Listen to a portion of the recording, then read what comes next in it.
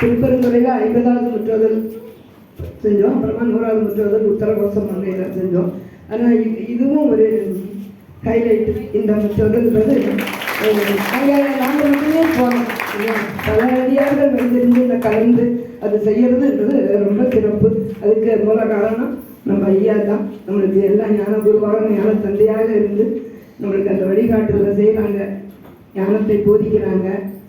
பெரியவங்களுடைய அருள் செயல்களை எல்லாம் நமக்கு அவங்க பாட்டு சொல்லிட்டு போயிட்டாங்க. அவங்க நிலையில இருந்து நமக்கு எதுவும் தெரியாது.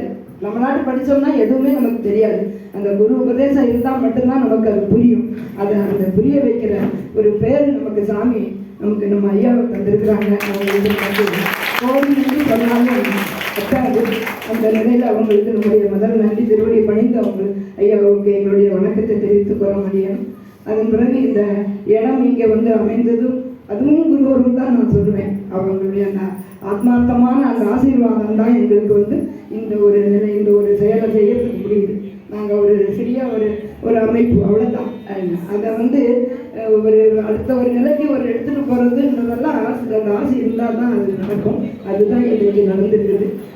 கோயிலெல்லாம் நாங்கள் அதை செய்கிறதாக இருந்தோம். நாங்கள் எப்பவும் வழிபாடு பண்ணுவோம். ஆழிகண்டேஸ்வரர் கோயில் பக்கத்தில் தான் இருக்குது. அங்கே தான் ஒவ்வொரு குரு பூஜையுமே அதை செய்கிறோம். இப்பவும் நாங்கள் நிறைய வந்து ஆரம்பிச்சு வைங்க அப்படின்னு நம்ம இந்த முறையில் வரலாற்று முறையில் நம்ம தொடர்ந்து முற்றத்தில் பண்ணுவோம் அப்படின்னோம். அப்புறம் சரிம்மா அப்படின்னு என்னைக்கு பண்ணலான்னா எதாச்சும் 1ஆம் தேதி சொன்னேன். அது கூட நான் பெருசாக யோசிக்கலாம் இல்லை. ஐயா கேட்ட உடனே அடுத்தாவது சொன்னேன். சிந்திச்சுட்டு கூட நான் போகலை. அங்கே போகிற போது நான் பத்திரிகை கொடுக்க தான் போனேன். எந்த சிந்தனையும் அப்போ எனக்கு இல்லை.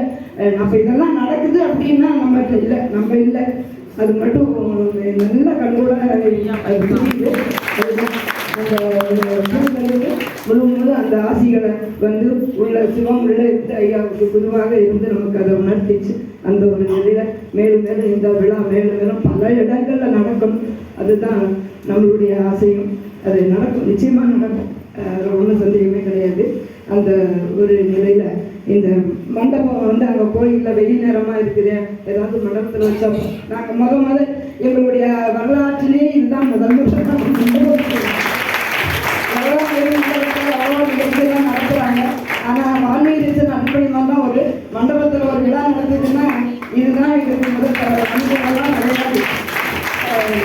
அந்த ஒரு நிலையில் இங்கே வந்து மண்டபம் கேட்டபோது அப்புறமா அவங்க ஐயா முதல்ல கொஞ்சம் யோசித்தாங்க. ஏன்னா காலையில் இருக்கிற சாயங்காலம் வரைக்கும் ஆகுது நேரம் அப்படின்ட்டு. அப்புறமா அவங்க ஒரு வார்த்தை சொன்னாங்க, எங்கள் கரண்ட் பில்லு லேபர் சார்ஜ் மட்டும் கொடுங்க, மண்டபத்துக்கு நான் ஃப்ரீயாக கொடுத்துறேன் அப்படின்னாங்க.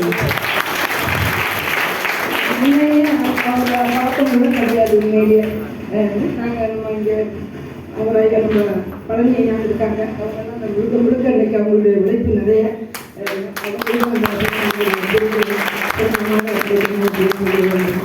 பெண்களுடைய உழைப்பு யாரும் ஒருத்தர்லாம் இல்லை. அந்த ஒரு 4-5 பேர் உட்காந்து அந்த தோரணம்லாம் பிரித்து கட்டினாங்க. எனக்கு காலை எடுத்து சாயங்காலம் ஆச்சுது. அந்த மாதிரி அத்தனை பேருக்கும் பெருமானுடைய அந்த நிச்சயமாக திருவருளும் நம்முடைய ஞான தந்தையாக அனைவருக்கும் நன்றியும் வணக்கங்களும் தெரிவித்துக் கொண்டு அடியனுடைய இந்த நிகழ்வை நம்ம நிறைய சேரும். மேலும் மேலும் இந்த விழா பெருகட்டும், வளரட்டும்.